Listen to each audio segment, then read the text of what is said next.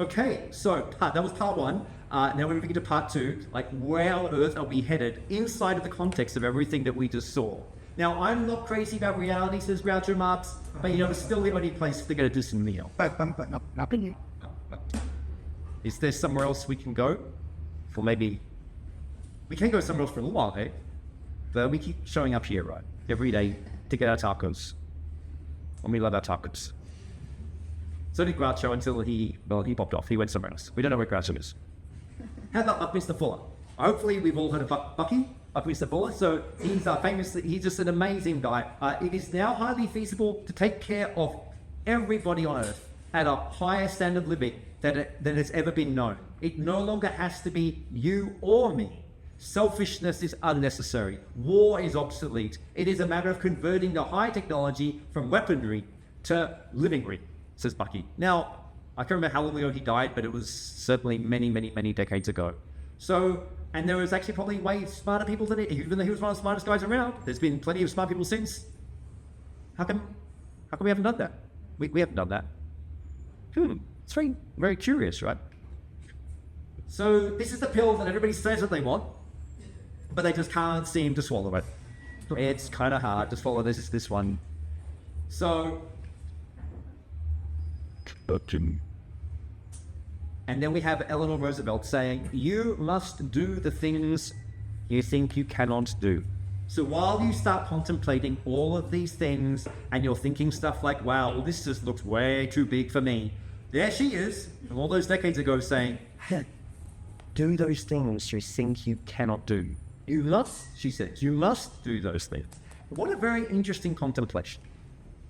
So, now let's start getting into some really nitty-gritty. I'm going to be giving you some very hard data today, amongst everything else we're looking at. So here we have US price levels. I mean, this is charts. I mean, people often get scared by charts. I was like, whoa, charts, numbers. Finally, we're going to be talking about numbers today, hey? And yes, numbers can be scary, charts can be scary, but really this one's a very, very simple one. It just says that basically this is the price levels in the US from 1774 to 2012. And look at this, that's like, none of us were around back then, but that was many hundreds of years ago. And look, it was kind of like, I mean, okay, they popped up when there was a war, the occasional war happened. I don't know, humans seem to love having these wars. Actually, it's not the humans who do, by the way. But anyway, so there were these little wars, and then we have these other little hiccups here. But you can see it's basically this baseline going along like this. Until we hit like 1914. Actually, like it looks like that because we all remember like 1914 is like that's the year the First World War happened, etc. But there was something actually that happened 1 year before that was extremely significant to this chart. And actually, because you can see here that is actually the moment when maybe you haven't all studied chart analysis. I've spent 2 decades studying charts and how to read them. And what we see here is this is a higher low. So you can see that while the price levels went up, then they went back down, but they were not as low as back in 1913. 1913 was the last low. It was the last low when the Federal Reserve Bank was implemented under Woodrow Wilson's presidency. So that is a very, very, very significant moment in the world.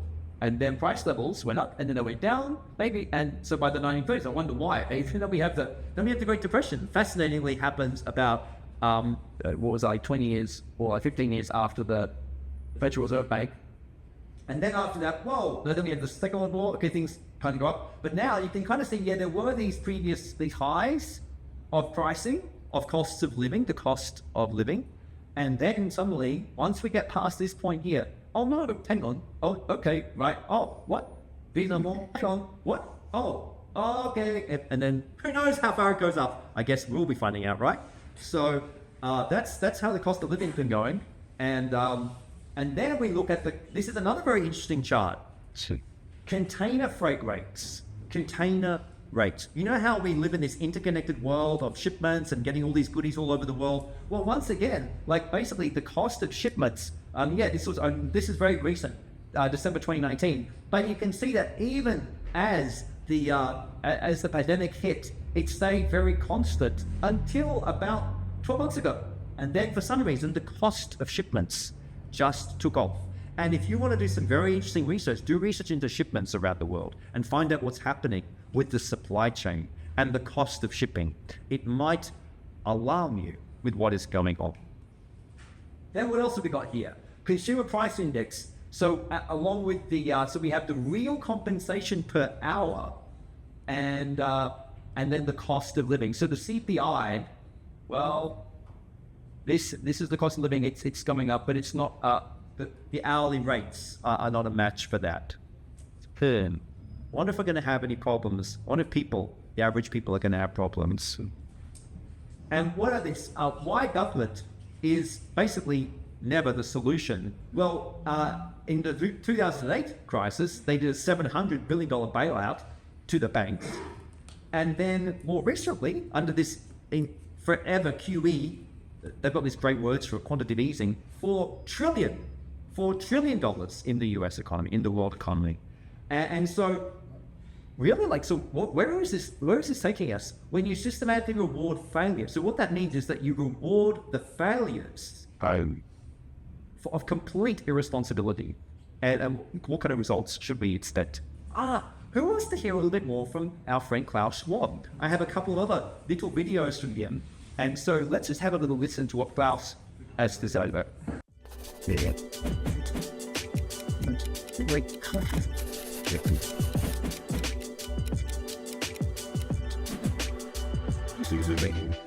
The fourth industrial revolution is a combination of technological breakthroughs which will completely change business models, society, economies. Fourth industrial revolution is coming with enormous speed and will change not only what we are doing, but who we are. The world will grow more together in the digital age.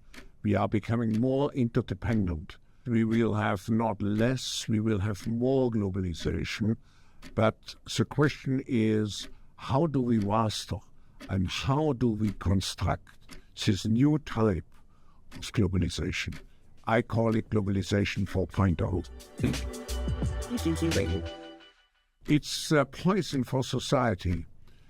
We cannot leave people behind. We have to make everything to ensure social cohesion of a society, because social cohesion is the prerequisite for a democratically functioning country. So he's talking there very interesting. We can't leave anybody behind. Everybody has to be brought along into this new world. So then what else does Klaus have to say? Well, he says the pandemic represents a rare but narrow window of opportunity to reflect, reimagine, and reset our world. So I'm sure pretty much everybody, I bet people here have got great imaginations. I bet we could all reflect and reimagine how we would like the world to be. I wonder if Klaus's reimagining is kind of in line with how we might be reimagining. You know, but you could find out, because Klaus, he's not hiding any of it. He's actually just written his new book, The Fourth Industrial Revolution by Klaus Schwab. If you want to know how they are imagining it to be, and maybe it's even more than just imagining. For all we know, they've actually probably got a lot in the works already. And so the Fourth Industrial Revolution will affect the very essence of our human experience. The very essence. There's not really mixing words there, is it? It's like, kind of pretty straight up. Thanks, Klaus, for being so clear. Then what else does Klaus have to say? In one form or another.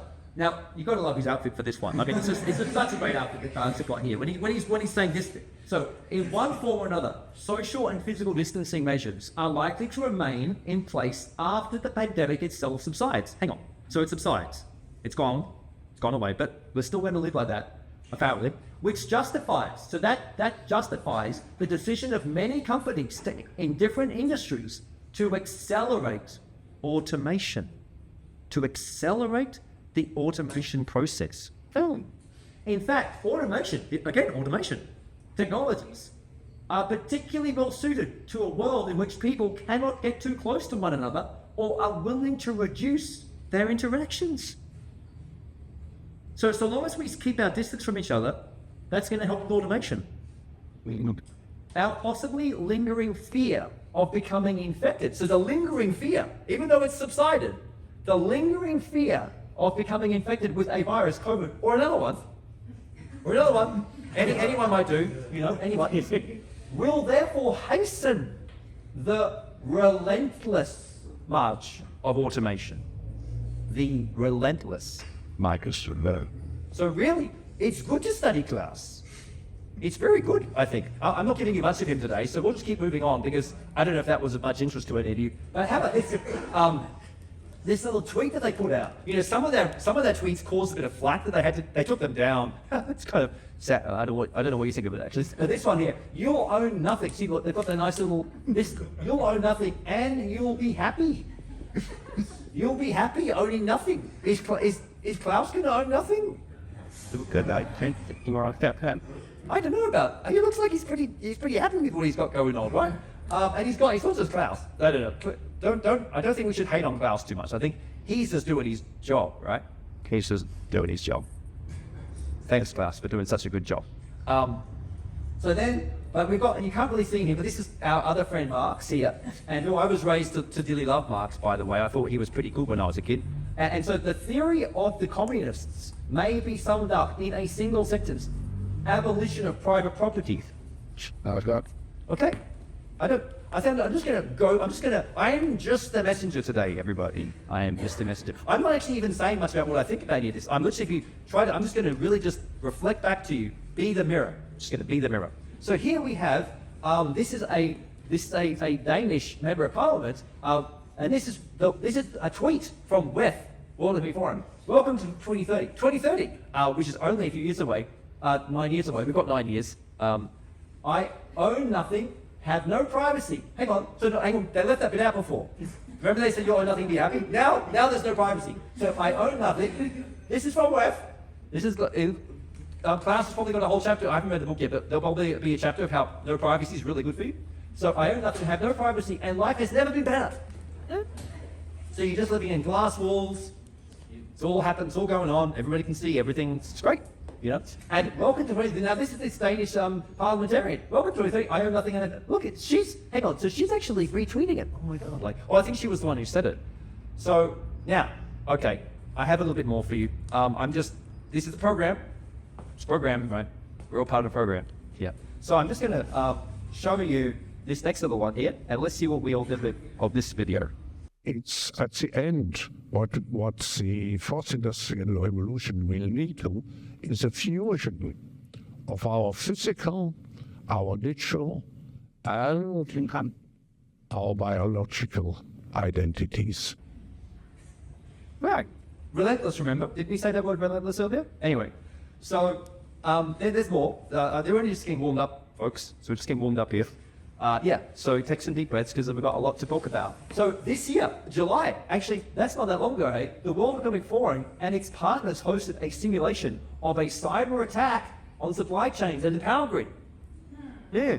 Remember how they did another one called Event 201 at the end of 2019? Remember that one? What happened after they did that one? It was like 30 or 60 days that something happened in Wuhan. So now they've just done this. Back in July, the exercise is called Cyber Polygon. You know what's so cool with all this? They've got a 5-hour video where everything is recorded on YouTube. You can just type in Cyber Polygon, just type it in. You can watch all about it. Everything is there. This is the same World Economic Forum who simulated the outbreak of a coronavirus, which would result in a worldwide pandemic, suspension of civil rights, and paralyzed economies. And they did that in October 2019. So I'm just the messenger. I'm not even going to talk about it. Let's listen to Klaus. I think this might be the last one. This one's like just 1 minute, but he's got such gems. Do you think? He's got such gems for us. Fast.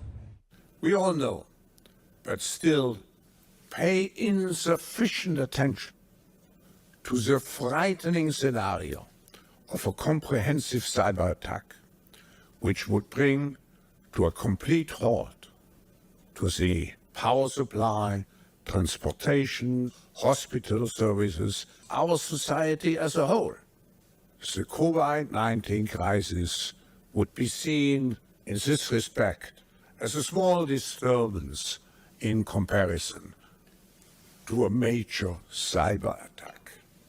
To use the COVID-19 crisis as a timely opportunity to reflect on the lessons the cybersecurity community can draw and improve our preparedness for a potential cyber pandemic. Potential cyber pandemic? How? Okay, so let's listen to what Snowden's got to say. Remember, I'm just going to be bringing you quotes all the time. When exposing a crime is treated as committing a crime, you are being ruled by criminals. Surely not. Surely not. Okay. So how about this? These are some really interesting facts. So like the Allies, we defeated the Nazis. The Nazis. Well, Werner von Braun, he was like one of the top, as you can see, I think he was like a minister or something with the Nazi party. Well, he became the head of NEPSA. Walter Holstein, he looks like a general or something. I don't actually know. I can't really. But then, well, he can be head of the EU Commission. Adolf Rusinger, there, I think that's in there. Well, he became NATO's chief of staff. Kurt Wolfheim, what? He the Secretary General of the United Nations. Like, seriously, folks, like, remember, I'm often wrong, probably wrong about all this stuff, right? So, like, then they've got, like, Henry Kissinger, you know, who's still alive. Kissinger's still alive, right? He's, I think he's 100, or just almost, just thereabouts. So, now, if you don't know who Kissinger was, well, he was the chief of staff for Nixon. So Secretary of State, he was Secretary of State for Nixon. So some people remember him very well. I was a kid. So depopulation. No. This is Henry Kissinger, who was the right-hand man of Nixon. Depopulation should be the highest priority of foreign policy towards the third world, because the US economy will require large and increasing amounts of minerals from abroad, especially from less developed countries. That was one quote from Kissinger. Another quote, this is a different one. World population needs to be decreased by 50%. Remember, I'm mostly wrong, probably often very wrong, hopefully wrong about these quotes. You should go look them up. Yeah, that's only a 50% decrease. Control oil and you control nations, control food and you control the people. These are direct attributed quotes to Kissinger. So they say.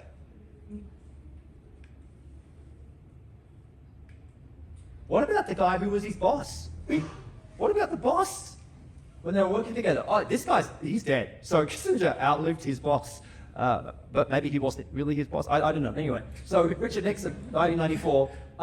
When the president does it, that means it is non-illegal. I was not lying. I said things that later on seemed to come true. How amazingly convenient. Just seems incredible. Oh, what about Gates? So this was a 2016 TED talk that Gates gave. So the world has 6.8 billion people. This is a while ago. Okay, that's headed up to about 9 billion. So Gates is a bit concerned about 9 billion people. Now, if we do a really great job on new vaccines, healthcare, reproduction health services, we could lower that by perhaps 10-15%. We could. So we could lower. Okay, thanks. He was a member of the Bilderberg Group. So, what about US drone strikes? Hang on, I came to a cryptocurrency conference, Barnaby. Excuse me. Why are we now talking about drone strikes? I'm a bit lost. Where's the crypto bit? Yeah, remember I said that was coming in part 5. We're in part 2. We're in part 2.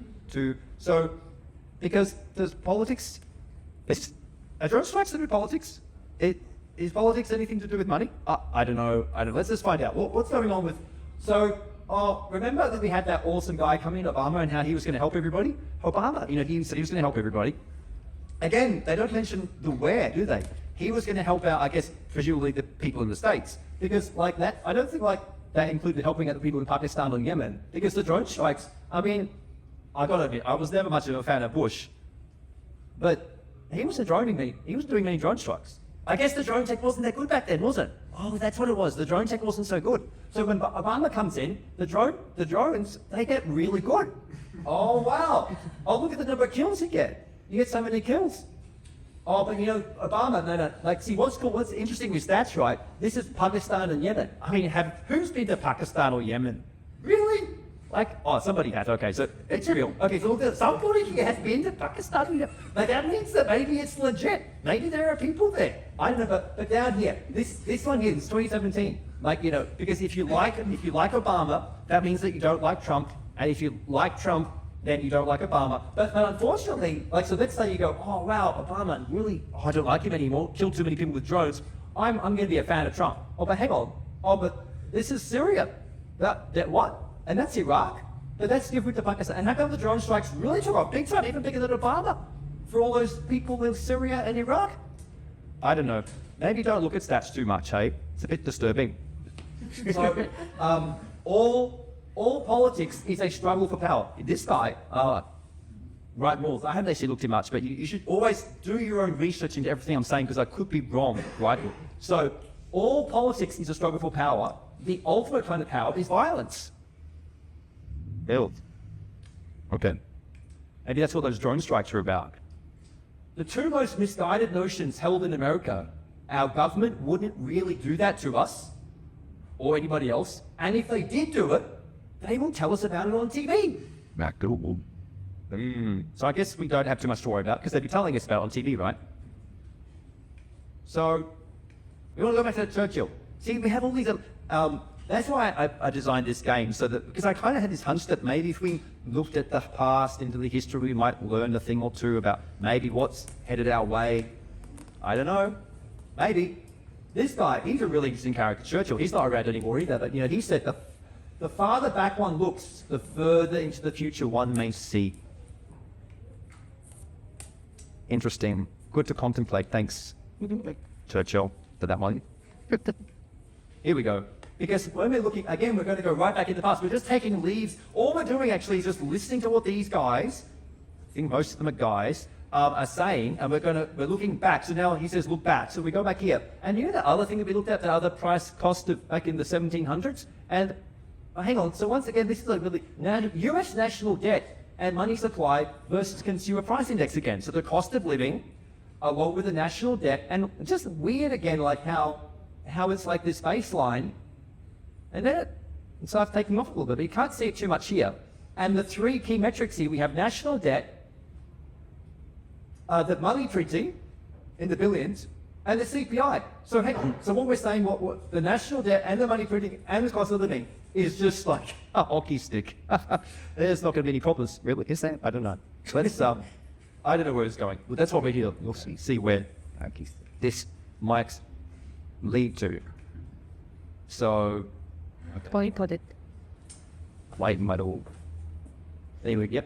So then we've got Lenin. Lenin's another fascinating character. I personally, I'm just a history buff. I love looking at all these, and we have Lenin saying here, the best way to destroy the capitalist system is to debauch the currency. Do you debauch the currency when you print a lot more of it? Where? I wonder. Well, look at this. Federal Reserve assets in the trillions, and they were already, look at that big jump. Oh, that was when they had that 2008 crisis. Boom, doubled the amount of assets held by the Federal Reserve Bank. And then it just kept on climbing. Oh, look, they were down a little bit. But then, oh, okay, the assets went up even more dramatically. And then over here, the printing. So hang on, the Fed prints the money that it becomes its own asset. Who would like to print their own assets? It's working for the Fed because their asset bank just keeps going up. Wow, they can do that. Maybe I'm going to show you how to do that too. Let's hold tight. But they can always count on this, right? Your ignorance on corruption is their power. I didn't write that. Oh, I do have another one. This one's going to be fun. I'll play this one all the way through. The pandemic has radically changed the world as we know it, and the actions we take today as we work to recover will define our generation. It's the time to think what history would say about this crisis. 2020 has been challenging on a lot of levels, as economic, environmental and societal frailties have been laid bare. But it's also proved that when we need to, we can act rapidly and restructure our lives. The recovery from the pandemic is an opportunity. We can see rays of hope in the form of a vaccine, but there is no vaccine for the planet. Nature needs a bailout. You don't want to go back to the status quo. that you had before simply because it was the status quo that got us here. With everything falling apart, we can reshape the world in ways we couldn't before. Ways that better address so many of the challenges we face. And that's why so many are calling for a great reset. A great reset? That sounds more like buzzword bingo masking some nefarious plan for world domination. Hands up, this kind of slogan hasn't gone down well. But all we really want to say is that we all have an opportunity to build a better world. And it's not surprising that people who've been disenfranchised by a broken system and pushed even further by the pandemic will suspect global leaders of conspiracy. But the world's not that simple. Every one of us has differing priorities, values, and ideas. That's part of why solutions are so hard to come by, and why we all need to be involved in the decision-making. Because whether it's politicians, CEOs, academics, activists, or you, we're all about getting people together, even those you may not like, to sit down at the table and develop solutions that work for all of us. But We need enormous trust between the private sector and the public sector for this to actually work. That trust is hard to come by.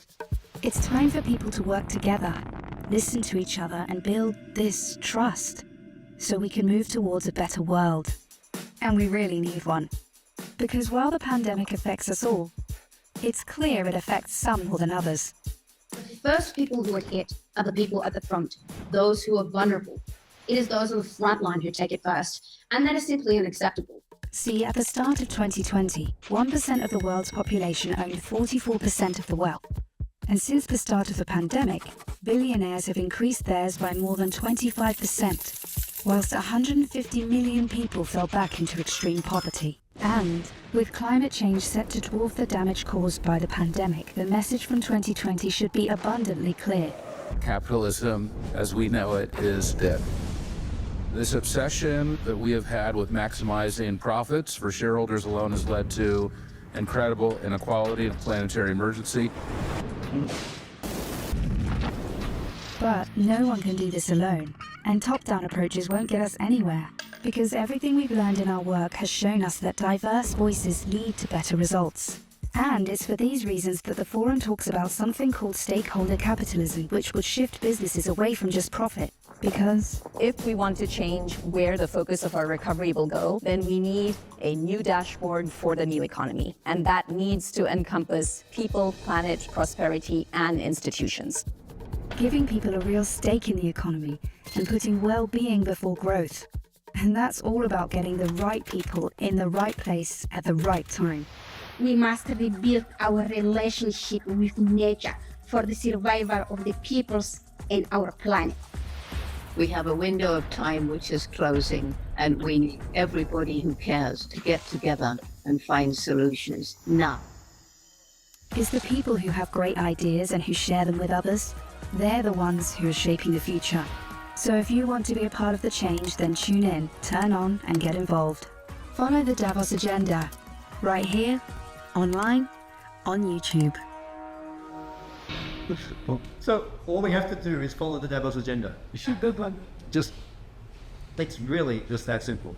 They just told us that we just follow the agenda. So, am I the only one who did these growing up? Because it seems like a lot of people have forgotten how to connect the dots. I just thought that was great. I used to love doing connect the dots. Maybe that's why I like connecting the dots. I don't know. The world, now we're going to get a bit more serious because as if it's not serious enough. The world is ruled by power, and power is attained by money. And this guy was a Polish writer, and he went to Auschwitz. He survived Auschwitz. That they were days, yeah. Well, see, the world is ruled by power, and power is obtained by money. And those who print the money, do they get the power? Well, I guess they do, right? What happens if you can print the money? Now let's listen to Lenin for a moment, because he's always got generous. Sometimes history needs a push. Sometimes history needs a push, says Lenin. There are decades where nothing happens, and I will tell you, folk, that you've lived the decades where nothing has happened. And there are weeks where decades happen. Buckle on. Us and the storm that is to come, delivered on our doorstep. Good old Rupert the Bear. I loved him as a kid. Okay, that was part 2. How are we going? Feeling excited? Okay,